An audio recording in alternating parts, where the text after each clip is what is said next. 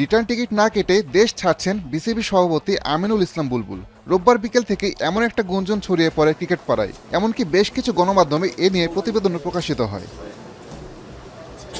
রোববার রাতে এসব সংবাদকে মিথ্যা দাবি করে বুলবুল জানান তিনি দেশে আছেন। বিসিবি সভাপতি জানিয়েছিলেন বোর্ডে কাজের অনেক চাপ রয়েছে, জরুরি পারিবারিক কোনো কাজও নেই, ফলে আপাতত তার অস্ট্রেলিয়া যাওয়ার কোনো পরিকল্পনা নেই।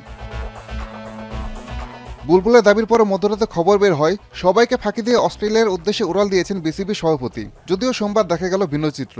তাকে পাওয়া গেল মিরপুর শেরেবাংলা স্টেডিয়ামে। রেফারিং কোর্সে ক্লাস নিতে ব্যস্ত ছিলেন তিনি।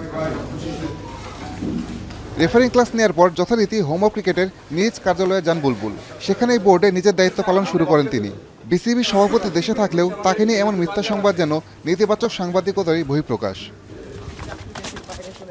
আসাদুজ্জামান লিটন, এখন, ঢাকা। কালার এক্সপার্ট এবং ডার্ক স্যাপ সমৃদ্ধ অরিক্স অ্যাডভান্স ডিটারজেন্ট পাউডার আপনার লন্ড্রি এক্সপার্ট।